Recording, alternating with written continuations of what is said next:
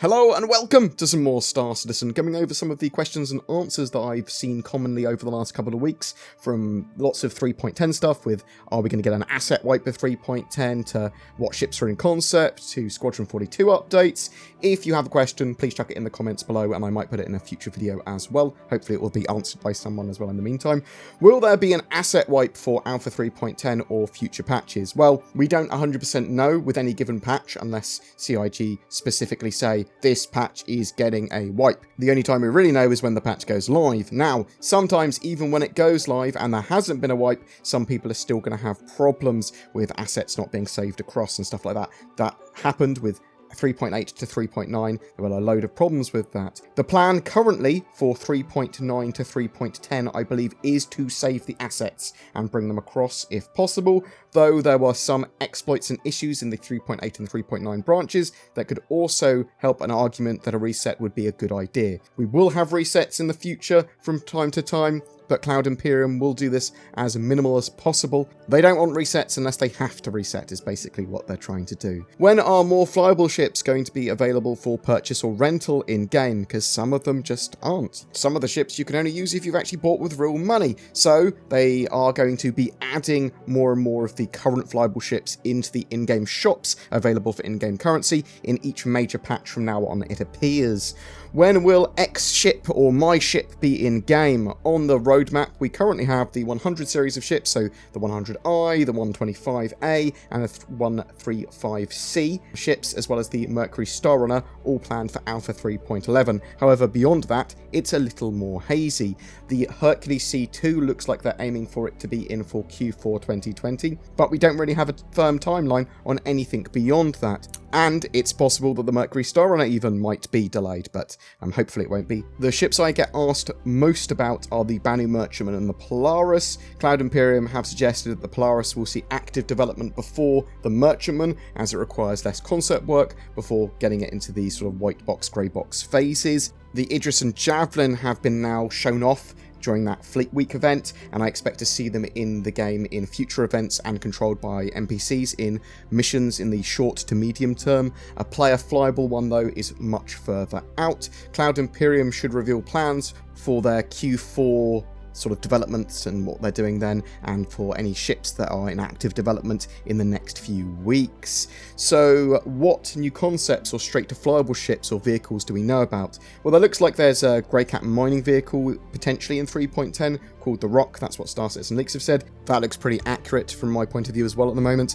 And there's also been rumours of a future RSI gunship now flying around. That Star Citizen Leaks actually had a video on literally while I was recording this. They say potentially a 100-meter long gunboat from RSI with a load of guns on it is currently in concept. Cloud Imperium have previously discussed a Tavaran fighter, a Xi'an cargo ship, and a mobile refinery as well, and at some point we should see power loader Iron Man type armoured suits in the form of Titan suits in the game. I'm really looking forward to the Titan suits. Titan suits are the things I'm most excited about. And there are likely going to be a few ships and vehicles a year beyond that that go on concept, go on sale. However, Cloud Imperium might have started favouring a more going to straight to flyable model without those concept sales, which might see less ships and vehicle sales each year when it comes to new sort of like, and here's a new vehicle that's going to be on sale, but you're not going to have it for 3 years, that sort of thing. Less of that and more ones that are actually flyable when they like surprise reveal them. We'll still see concept sales, just much less often, and also expect to potentially see variants of ships like we saw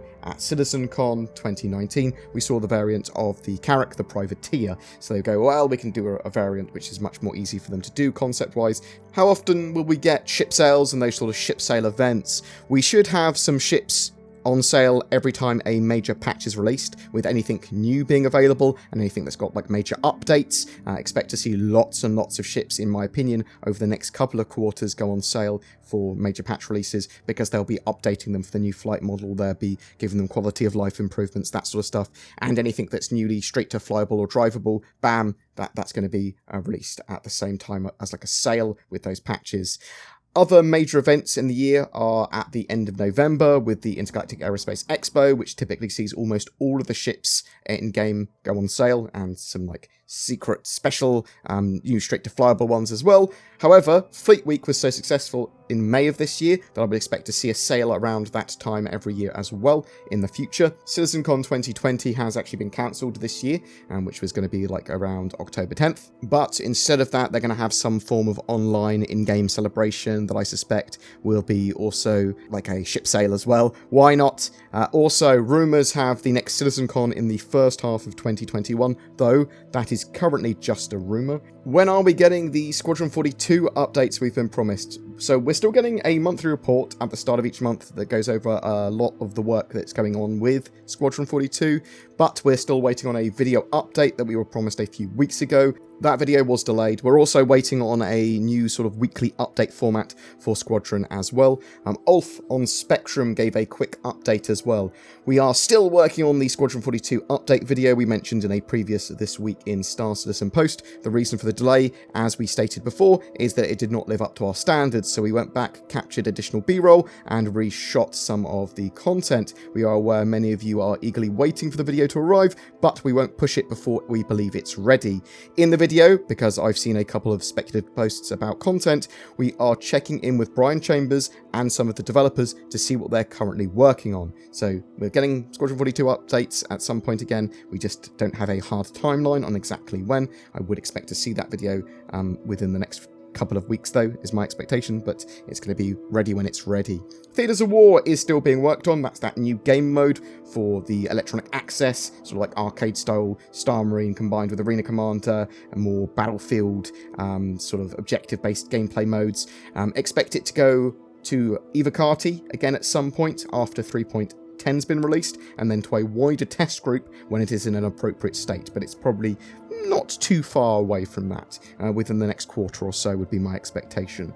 When will we have the Pyro system in game? Well, last we heard, CIG wanted to have it in for 2020, but that might be more unrealistic now due to lockdown and any delays that might have happened. Cloud Imperium has not updated us yet if Pyro is going to make 2020 or not. We need to see the Q4 2020 patch on the roadmap, basically, which we should see in the next few weeks, and that will actually probably answer a lot of questions, especially when it comes to when is a particular feature coming. We will be able to talk about that in a lot more detail once we've seen the Q4 roadmap and the monthly report over the next couple of months, because that will give us a much better indication of exactly what Cloud Imperium are working on, whether that be on the visible roadmap or not, because obviously they don't have much on that roadmap at the moment, and hopefully they'll be updating that with a lot more sensible information. So when's Crusader and its landing zone Horizon getting put in the game? Well, as far as we are aware, that's planned for Q4 2020, but again, we don't 100% know until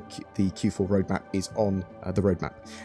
So item cache. The item cache is being worked on now. It's a major update to the persistence backend and item database for the game, helping with stability and efficiency for the game, also allowing for global persistence and physical inventory. It's a backbone of a huge amount of features, incredibly important, saves all the locational data and information about every item in the game in a lot of detail, and is a significantly better way of doing it than their current P-cache approach. Last we heard, it will be finished this year, but we're waiting on knowing when it's going to be fully integrated into the game and back end.